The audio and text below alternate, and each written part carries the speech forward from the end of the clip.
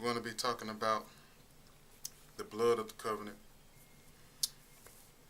the blood on the doorpost, what we're supposed to be doing in this present time while all the war is going on. There's going to be another war. There's been a lot of wars, and it's going to be a lot of news about it. You know, just more distractions.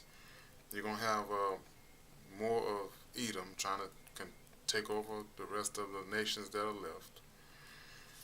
But I'm going to get right into the scriptures.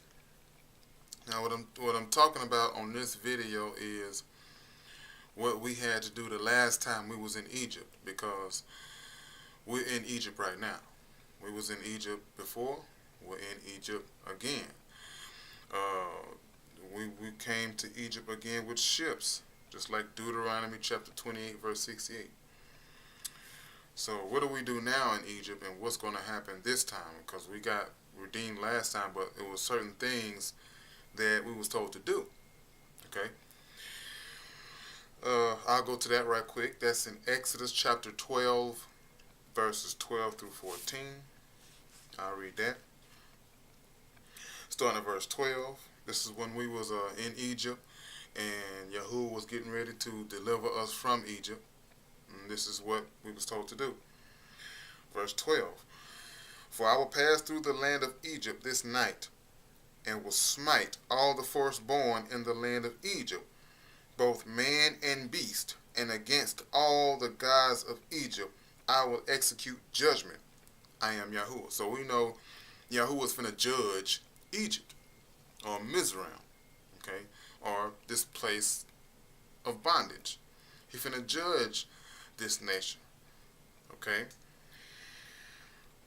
Verse 13, and the blood shall be to you for a token or a sign upon the houses where ye are. And when I see the blood, I will pass over you, and the plague shall not be upon you to destroy you when I smite the land of Egypt. So this is where the term Passover comes from. Okay? So when he saw the blood, let me go back to verse 13. And the blood shall be to you for a token or a sign upon the houses where you are. And when I see the blood, I will pass over you, and the plague shall not be upon you to destroy you. So even though everyone else is going to be getting these plagues, back then in Egypt, those of us who had the blood on our houses did not get the plagues. You see that? So even though there were those of us that probably didn't do this, they probably got the plagues too. So you had to follow the rules. You had to follow the command. All right? Verse 14, and this day shall be unto you for a memorial, and you shall keep it a feast to Yahuwah throughout your generations. You shall keep it a feast by an ordinance forever. Okay? And this is where the Passover comes from. So what I'm talking about now is, now we're back in Egypt again. And what Yahuwah was showing me, and I've been saying this over and over and over, is that we have to turn back to the covenant. We've got to turn back to that covenant. So we're in Egypt again. Deuteronomy chapter 28 and 68. Now turn there. It says, and Yahuwah shall bring thee into Egypt again with ships, Atlantic slave trade. By the way whereof I spake unto thee, thou shalt see it no more again. Talking about the land of Yasharal. And you shall be sold unto your enemies for bondmen and bondwomen. That's what we were sold as slaves. And it says, and no man shall buy you. But it's actually no man shall save you. So no man ever came and saved us and took us back to Africa. The land where we used to live is not even named after us anymore. All the other nations got land named after them. We don't. No, there's no Negro land. It used to be, a long time ago. But now, Negro land is no more. Okay? Because we have been scattered throughout the nations, most of us right here in America. So, now we're in Egypt. Right now, we're in Egypt again. Now, we're going to go to Deuteronomy chapter 6, and verse 1. Because now we're in Egypt, and let's see what we have to do now. 6 and 1. This is Deuteronomy chapter 6, verse 1. Now these are the commandments, the statutes, and the judgments which Yahuwah your power commanded to teach you, that you might do them in the land whether you go to possess it. So we know he's talking about these commandments, the statutes, and judgments, right? Okay. We'll skip to verse 8. Verse 8 and 9. It says, and thou shalt bind them for a sign upon thine hand, and they shall be as frontlets between thine eyes, and thou shalt write them upon the post of thy house and on thy gates. Here's the point. Here's the point I'm wanting to make. Now, the last Egypt we was in, we was told to put the blood on the doorpost. Okay.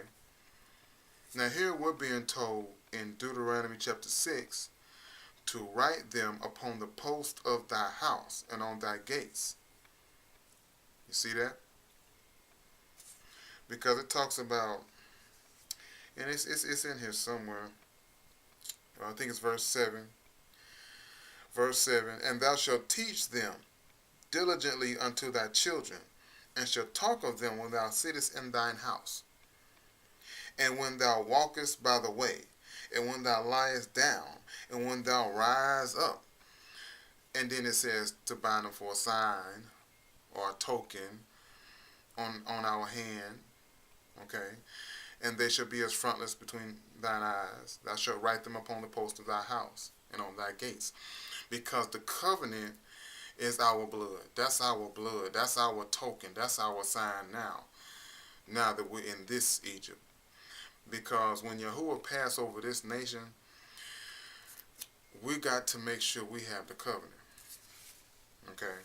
And you're going to want to, and that's why I stress so much about turning to the covenant. I apologize for my camera every now and then losing focus, but it got dropped, so now it's not quite working like how it is. This is an expensive camera too. Now we're going to go to Isaiah chapter 56, starting at verse 1. But I say this all the time. I always talk about turning back to the covenant.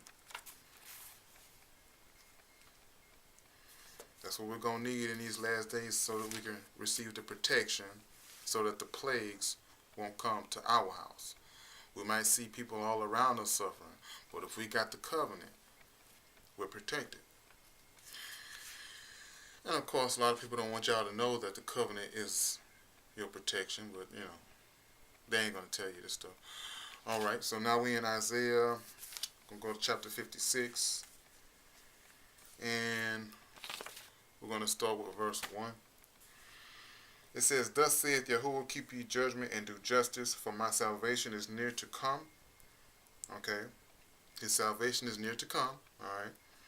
And my righteousness to be revealed. Verse 2. Blessed is the man that doeth this, and the son of man that layeth hold on it, that keepeth the Shabbat from polluting it, and keepeth his hand from doing any evil. Let's see. We'll go down to verse 4.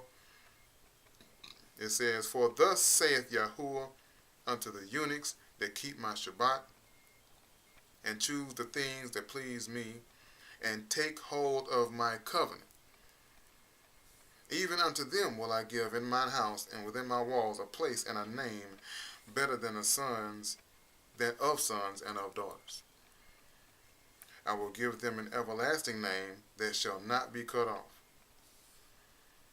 Okay. I'll go ahead and read verse 6. Also the sons of the stranger that join themselves to Yahuwah to serve him and to love the name of Yahuwah, to be his servants, because other nations is going to be our servants. Everyone that keepeth the Shabbat, which is part of the covenant, from polluting it, and take hold of my covenant. Because that's what we're supposed to be doing in these last days, is taking hold of the covenant. It's real simple. Don't have to spend a whole lot of time on it. You don't have to do 5 or 6, 7, 8 videos on it unless you're going into the actual covenant, which is what I did. But just to tell people what we supposed to be doing now. You know, we got these wars going on, and you know, and the stock market going down or whatever. Any type of news you hear that's negative or bad, we don't have to worry about that as long as we're keeping the covenant. I mean, we're going to be in the midst of it. We're going to see it happening. We're going to see friends. Some people got family members going through. You know, but it's going to happen.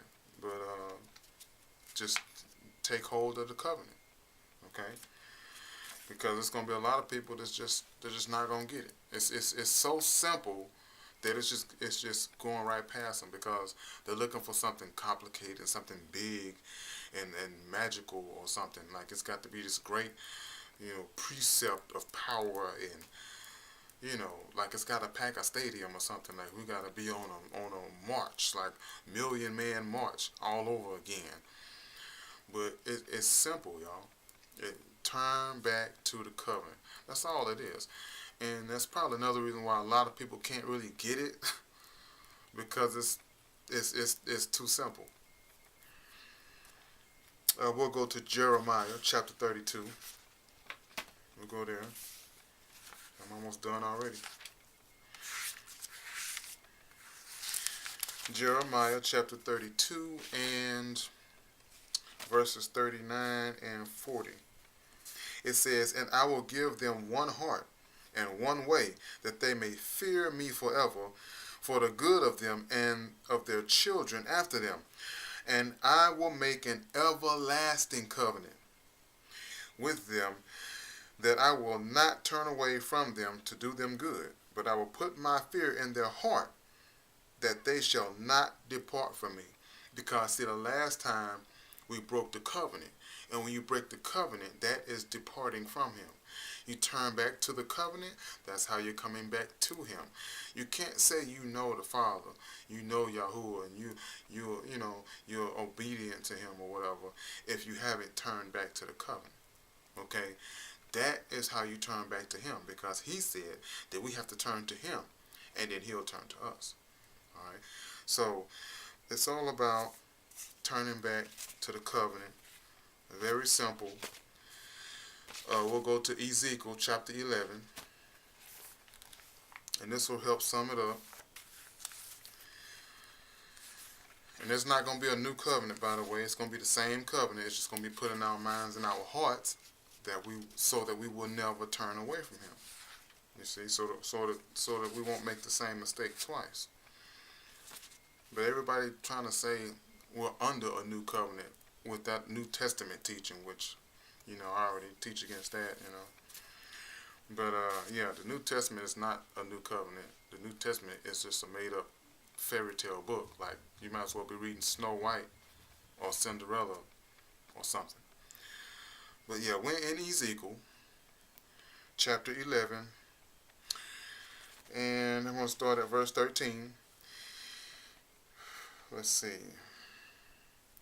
"And it came to pass, when I prophesied, that Pelatiah, the son of Benaiah, died.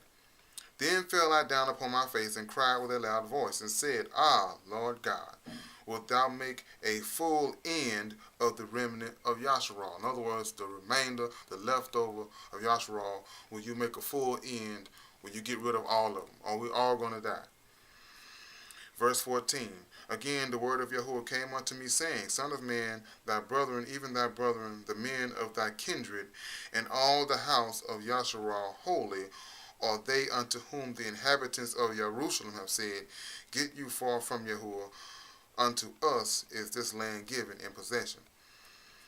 Verse 16. "Therefore thus saith Yahuwah, although I have cast them far off among the heathen, and although I have scattered them among the countries, Yet will I be to them as a little sanctuary in the countries where they shall come. So now we're in this Egypt again. So in this country where we're at, Yahuwah, not Jesus, not Yahushua, not Yeshua or Yahushua, no, Yahuwah, okay? He said he will be a sanctuary for us, but we have to turn to him. When we turn to his covenant, he becomes that sanctuary, that place of protection for us while we're in the lands wherein we are scattered. All right?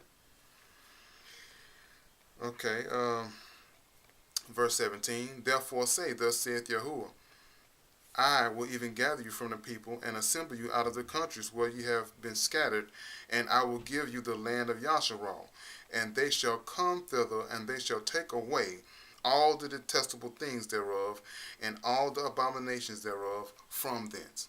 So when we go into the land, we're going to take down all those crosses, all those Jesus statues, the Mary, Joseph statues, all of those pictures and paintings of Jesus, and we're tearing all that down. All right. So let's see, verse 19, and I will give them one heart, and I will put a new spirit within you, and I will take the stony heart out of their flesh, and will give them a heart of flesh. Verse 20, we're still in Ezekiel chapter 11, verse 20, that they may walk in my statutes, and keep mine ordinances, and do them, and they shall be my people, and I will be their God. So, and that's for us who receive the covenant, because he's going to bring us into the bond of the covenant in the wilderness. Verse 21, but as for them whose heart walketh after the heart of their detestable things, because there are going to be some of us that's not going to accept the covenant, we're going to still want to worship white Jesus and eat Popeye's chicken all day. It says, and their abominations, I will recompense their way upon their own heads. Okay, so you're going to have some of us that's going to turn back to Yahuwah and receive the covenant, and some of us that are not. So in these last days, that should be our primary focus, turning back to the covenant. Okay, focusing on the Ten Commandments, doing a double check. Okay, then going into the laws and seeing what laws we can keep, because we can't keep all of the laws right now. So that's my quick video on the blood of the covenant, how we're receiving protection in these last days while we're waiting to see what's going to happen. Okay, so I hope y'all enjoyed the video, and I'll try to make another video, because I want to finish summing up what happens after the war in Jerusalem. So I'll probably do that next, but yeah, it's real simple. It's not rocket science. We have to turn back to the covenant. If we're going to get any type of protection from the Most High, got to turn back to the covenant. So this Elder Young One, y'all know why I do this. I'm out.